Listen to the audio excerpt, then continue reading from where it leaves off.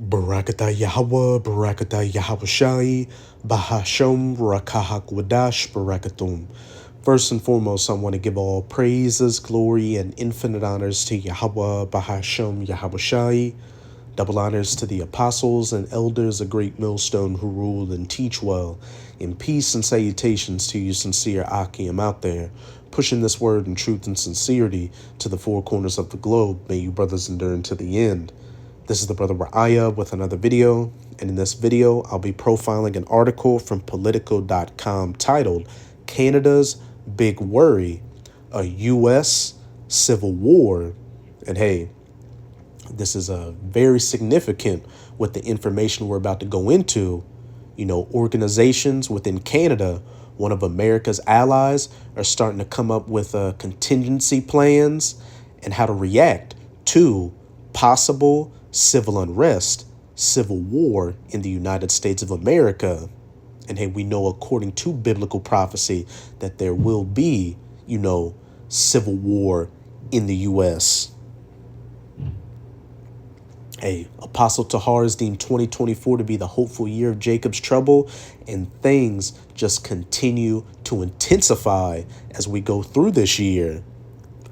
When Justin Trudeau meets Joe Biden at the G7 summit in Italy this week, Trudeau will probably not ask whether the United States is at risk of erupting in civil war in the next few years. A think tank housed within Trudeau's government is already pondering that question. So again, it's not just some fringe alternative news media organization within the United States of America talking about a possible civil war. It's actual, you know, government linked entities outside of the U.S., the U.S.'s allies, now speculating and preparing for a possible civil war in the United States. In a spring report titled Disruptions on the Horizon, a quiet office known as Policy Horizons Canada proposed American Civil War as a scenario that Ottawa should consider preparing for. This hypothetical was tucked into the middle of the 37-page document, which sketched the possibility in 15 spare words: U.S. ideological divisions, democratic erosion, and domestic unrest escalate, plunging the country into civil war. And when you just look around at the United States of America, this country is divided at damn near every level it can be divided on. Clearly from politics, from class divisions. You've got divisions along racial lines, along religious lines, now along gender lines, etc., etc. And add into that what a deteriorating economic condition, inflation, with people living paycheck to paycheck and working multiple jobs. Hey, this country is a powder keg just waiting for the right, situation to light that fuse. It's an unsettling thing to find out your immediate neighbor is getting nervous about the possibility of gruesome violence in your home. I'm going to jump around a bit to hit some main points. The Policy Horizons report struck me as different, not dark fan fiction or anti-fan fiction from American partisans, but a sober branch of a friendly foreign government contemplating our national crack-up. So how seriously should people take this on either side of the 49th parallel? Hey, you should take it very seriously, because regardless of what these political pundits or news heads say, we know according to biblical prophecy that these things will take place. This is Isaiah chapter 19, verse 2. And I will set the Egyptians against the Egyptians. And that isn't talking about the ancient Egyptians who were Hamites or so-called Africans. Mizraim is talking about the modern day spiritual Egyptians as pursuant to Revelation 11, verse 8. That great city which spiritually is called Sodom and Egypt, the United States of America. And I will set the Egyptians, the Americans, against the Americans, mainly these Edomite or so-called white people Americans, but hey, all these other nations of people living in the United States of America, calling themselves citizens as well, and they shall fight, everyone against his brother and everyone against his neighbor, city against city and kingdom against kingdom. And what does that sound like? Civil unrest, civil war.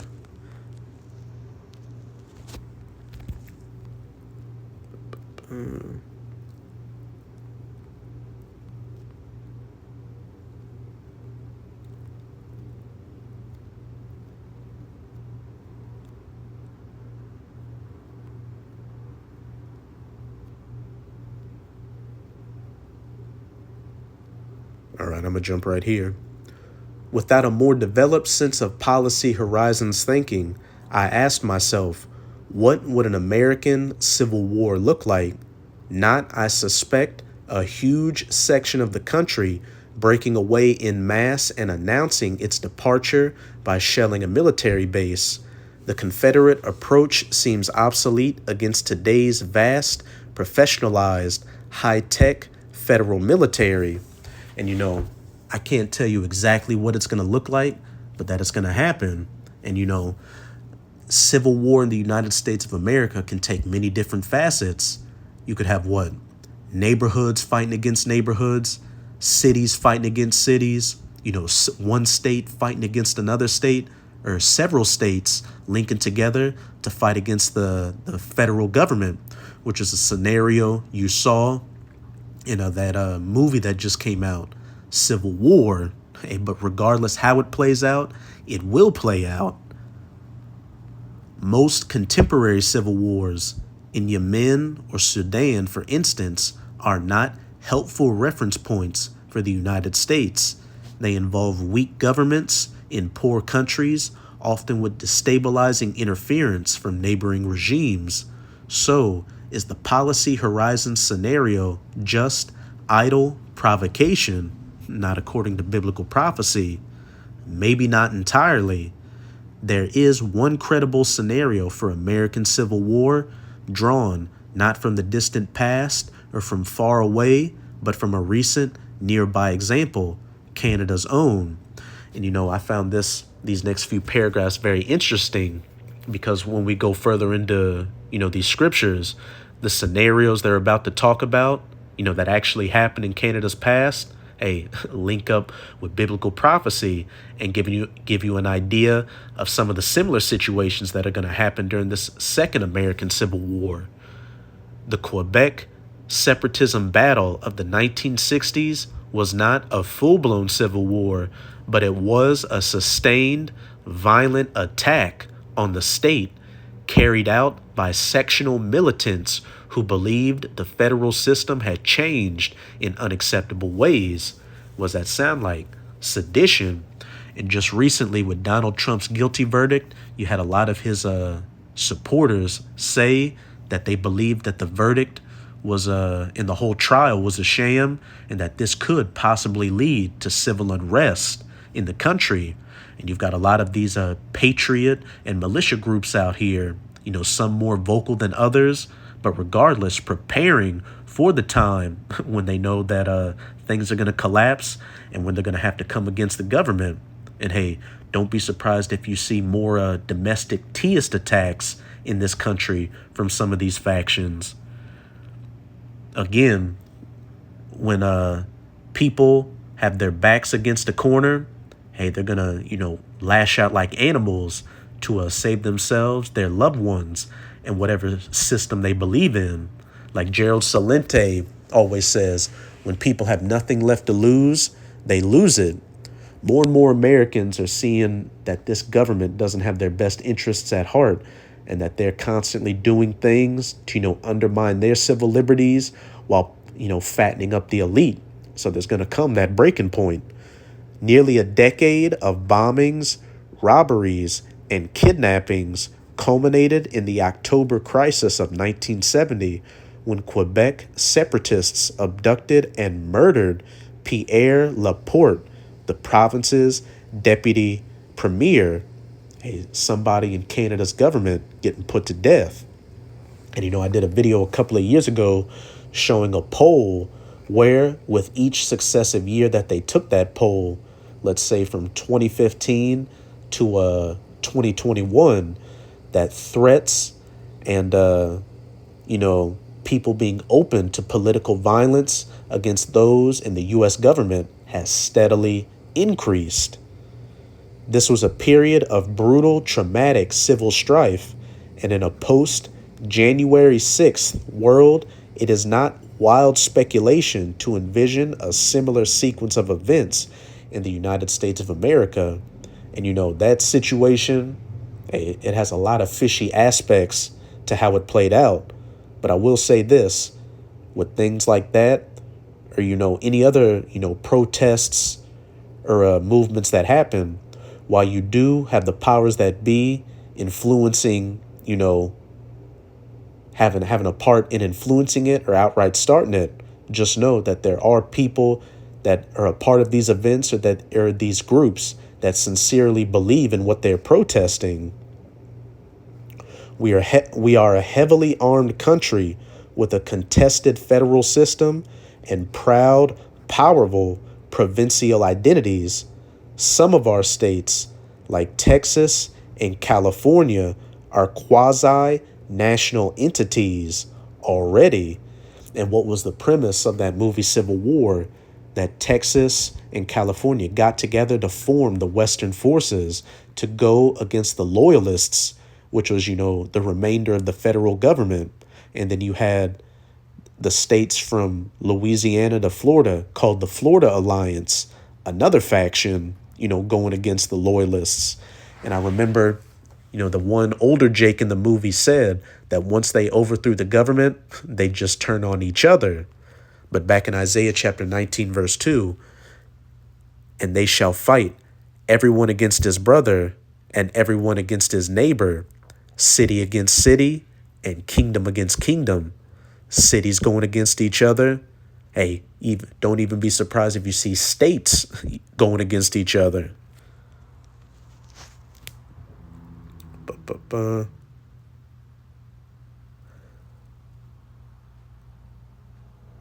The next president is sure to be loathed by much of the country and likely seen as illegitimate by at least a large minority.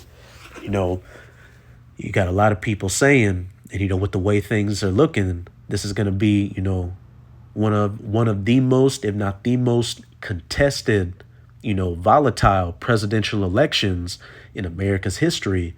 You've got people out there truly believing that whoever wins decides the fate of the United States of America. And there have already been, calls of violence leading up to and during the presidential election.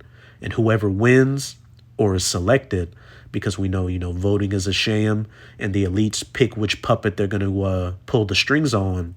And you've got people that are invested in this thing. And if their candidate doesn't win, hey, they're going to lash out. And with us quickly coming into Jacob's trouble, it's going to go from throwing words to eventually throwing lead at each other. It does not take a kaleidoscope imagination to see how that set of conditions could lead to our own October crisis. And again, we know through biblical prophecy that there will be civil unrest, civil war in the United States of America, Egyptians rising against Egyptians. But now I'm going to close it out in 2nd Esdras chapter 15. I'm going to read verses 15 to 16. And remember what those few paragraphs said about that October crisis in Canada's history, where militant groups were bombing places, kidnapping people, and even killing political figures. For the sword and their destruction draweth nigh, and one people shall stand up and fight against another. And that one people standing up and fighting against another goes into many things. One political group standing up and fighting against another, class warfare, race warfare, etc., etc., and swords in their hands. And the modern day sword, especially in the United States of America, is the gun. Verse 16, for there shall be sedition among men. And the definition for that word sedition is conduct or speech inciting open rebellion against a ruling authority or monarch. And, the author of that article was speculating on what a civil war in the U.S. would look like. And, they again gave that October crisis in Canada, which said what? The Quebec separatism battle of the 1960s was not a full-blown civil war, but it was a sustained, violent attack on the state carried out by sectional militants who believed the federal system had changed in unacceptable ways, an example of sedition. And as we're reading in the scriptures, there's going to be a sedition to take place again, not just in the United States of America, but in a lot of these other governments. Because it's not just in the U.S., where people are getting fed up with their government and invading one another, physical action taking place. They shall not regard their kings nor princes. And your modern day kings and princes are these people in the government, from the mayors, the senators, the governors, the presidents, the prime minister, etc., as well as the authorities like the military or the police that uphold the system. And again, in that article, it said during that Canadian October crisis, at least one, political figure was killed. And like I also said, there's been polls over the last couple of years showing that threats and the acceptance of violence against those in the government is becoming more acceptable, and it will take place to where these people are going to get their hands on these politicians and let the blood flow through the streets. And the course of their actions shall stand in their power, everybody doing what they think is best for them in these days of Jacob's trouble, which we're quickly coming into. But that's it with this video. And with this video, I hope you sincere Akim and Akwat were edified. Hey, just keep strong. As we can clearly see, we are almost out of this final wicked captivity of the heathen nations, chiefly of the Edomites. And again, it's one thing to hear, a guy like me on YouTube talk about a civil war taking place in the U.S. or, these other alternative media news people talking about the possibility of civil war in the United States. And it's a completely other thing when you've got governmental related entities in countries that are allied with the U.S. coming up with plans and scenarios to deal with the civil war in the United States of America. Hey, so again, as always, I'm going to say Abad Babal, Kwam Yasharala, and until next time, Shalom.